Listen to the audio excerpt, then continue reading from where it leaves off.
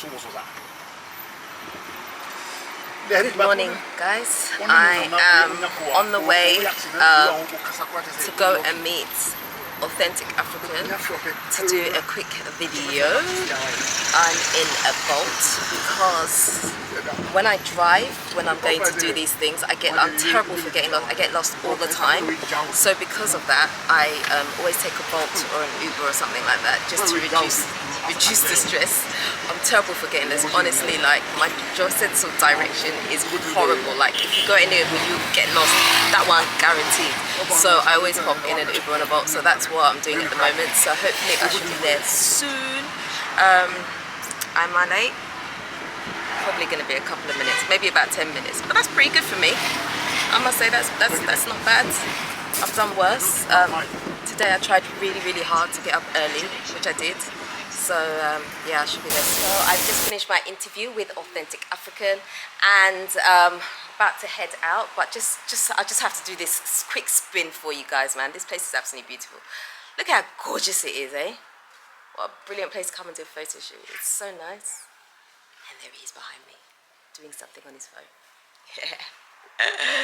I'm gonna ask him some questions when we get into the Uber because I've got some stuff that I wanna ask. We're still waiting for our Uber to come and it looks like he's gone in the wrong direction, so we're having to sort it out. Well, I say we, not me. I hate dealing with like Uber and directions is not my thing. Like I say, I get lost everywhere, so it's not my thing, so he's sorting it out. There we go. Right now. I'm gonna come outside so you can see me in the front, but do you know First Choice Community Center? First Choice. Yes, the place. First Choice. Yes, you know that place. Gosh, this place is like you just want to run across it, man. You know like the grass. Is this real grass? I wonder. Hold on. Oh no, it's carpet grass. That's why it's so immaculate. Beautiful though, isn't it? Anyway, we're heading out. Yeah, we're heading out. Hi, friend. Hello. What is that thing called? What is it? It's an antelope. South African antelope. Are you sure? I'm 80% sure. Okay. But I know they're South African. He's not sure. He didn't say 100%, so he's not sure. They're definitely South African. I just don't know what species of animal it is. Okay. I'll let you off because I have no idea. Oh look, there's more of them here, look. They're all doing their own thing. They just hang out and walk around. Yeah, just chilling. Eat. They look kind of scary though. Especially their wet noses. They look like they have like colds or something. Hope they don't have COVID. Okay, so finally we got our Uber. So I just want to ask you a couple of questions while we're here. Absolutely. Why do you call yourself Authentic African? That's a great question. So it actually started with the branding of the website. So I started a website to sell products to the diaspora made in Africa. So like masks, carvings, instruments, all that kind of stuff made in Africa, selling it to the diaspora. And it was the middle of the night one night. That's where my best ideas come from. And I thought, yeah, right? Yeah. And I don't know, maybe it's because you're in a dream state or whatever, but I thought, okay, the products are made in Africa. They're authentic. Let's see if Authentic African is taken. The URL wasn't taken, the social media wasn't taken. Believe it or not, this is in 2019. So I started the website with that.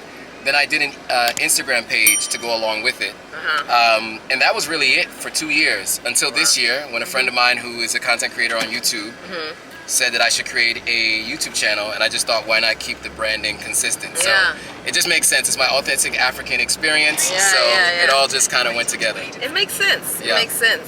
But you're not Ghanaian though, right? I'm not. Sierra Leonean and American, so I'm a dual citizen. So why are you in Ghana? Great question. So I came for the year of return, and when I came, I really saw that there was a potential for a career here, a business here. Wasn't sure exactly how and when I would be making that come a reality. But I knew I wanted to move to West Africa for sure. And because I had already experienced what I experienced in Ghana with the amazing time that I had during the year of return, and I had also made some good friends and done some networking. I knew that this was the best place for me in West Africa. Sierra Leone at this point in time is not ready yet for what it is that I do and for where I want to go, and so it made the most sense for me to come to Accra. Okay, so how long have you been here now? Since December of last year, so 9 months, almost 10 months. Okay. So do you have any plans to go back to the States? Just a visit. Okay. I'm not moving. You're not moving. You're not moving. Yeah, so if I leave Accra, it will be for somewhere else in Africa, but I definitely will not move back to the U.S. I always keep my U.S. passport, and now I'll have property there, but I don't think I'll ever make U.S. my permanent residence. Okay, that makes sense. Okay, so like, can you see similarity between Ghana and Sierra Leone? There are some similarities. We have Salon Man time. You guys have Ghana Man time. Salon Man. Salon Man, yeah. So Okay. Sierra Leone, a shortened abbreviation of Sierra Leone is Salon. So we have Salon Man time and Ghana Man time. Yeah. And those of you who are Ghanaian, you know what We I'm all talking know Ghana about. Man time, yeah. CPT, as we say in the US. And so yeah, that's very similar.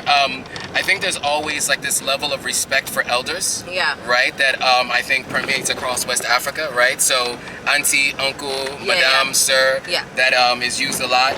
Chairman, I hear a lot too. Yeah. There's loads of them. Bossu, there's plenty. Yeah. So I think that those things are all similar. I think also that they're both emerging and developing countries. And one of the things that unfortunately is similar is that most of the big businesses that are owned here are owned by someone who's not Ghanaian, and that's the same thing in Sierra Leone. The Lebanese, the Chinese, Indians, and Europeans of African descent tend to own most of the major establishments, and that's the same in both countries. That's so sad though, isn't it? Really? It is, and we're here to change that though, right? Yeah, I know. I feel like we need to like have a lot more unity, because I feel like we're not united. A lot of us don't trust each other. We don't trust our fellow black brothers and sisters. That's true. We just kind of like, I mean, in my experience, people I've spoken to, when they're coming to Ghana, they're, I want to start this business, and they're starting it by themselves. So it's almost like, how can you become like a big model of something if you're always on your own? One man can't do it. Do you know, like when you look at the Lebanese, even look at like stores like Palace and stuff like that, they are all Lebanese that work at top level management. They're all Lebanese and they all work together.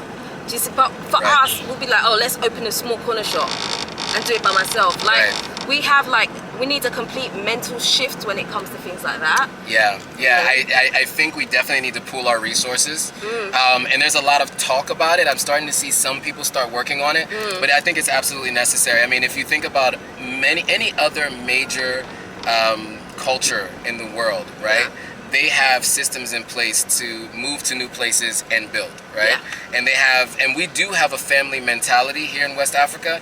I think what we need to do is, as diasporans and also local Africans, apply that to business, right? And we don't need to always be patronizing businesses that are not local businesses. Like I also want to do a better job of patronizing local businesses, because I think the more we do that, the more we kind of elevate everyone together. So absolutely, I would agree with that.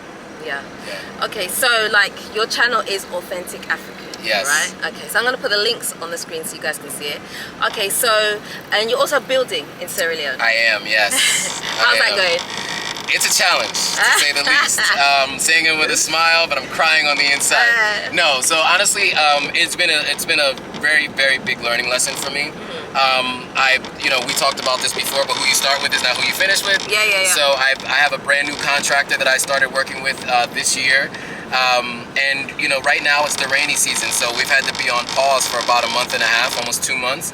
And so when that starts back up, we'll be finishing up the boys' quarters, which will be somewhere that I'll be able to stay while I go to Sierra Leone, and then we start working on the main house in early 2022. But I mean, it took a long time to get here, like buying the land, tearing down the old property, building what we call a pambodi, which is basically the temporary housing for my caretaker. So all that's been done. Now it's time to start building the actual house itself. Wow. I feel stressed listening to that.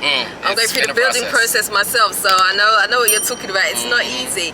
But I mean, what I want to also ask you is, most people, when they try to move to Ghana, the biggest issue that they have is finance. So how have you managed to sustain yourself financially while you've been here? It's a great question. So I came here with consulting gigs already, and then I actually took a job here locally. Okay. Now I will say, if you're taking a job locally and you're getting paid a local salary, you're going to need to have second and third jobs and consulting gigs and yeah, exactly. Yeah. Because you know, obviously the pay here is not as good as it should be. And I'm not just speaking for myself. I'm speaking for local Ghanaians it's too. very true. Yeah. Yeah, and so and you know, we hear it all the time. And I think we need to do a better job of paying people a good living wage on the continent, because it's not happening, whether the company is from the continent or not. And so that's what I would say. But yeah, so I sustain a living by working full time and then also consulting. And I just got my channel monetized for YouTube, so hopefully this is another income stream for me too. Yeah. Oh, that's great. Yeah. Cool. Okay, well, that's all I wanted to know. Thanks. Hey guys, I am back at home. Yeah. Nice quick interview with Authentic African. You can subscribe to his channel. As I said, I'll put all his links into the description box for you, so you can check him out there. And yeah guys, that's all I have for you today basically for that. If you haven't already subscribed, please do me a favor, hit the subscribe button for me, hit the notification bell. Don't forget, also do me a favor and like, comment and share this video, especially like it for me so that it goes out to a wider audience. I'd really appreciate it. Until next time, I am out.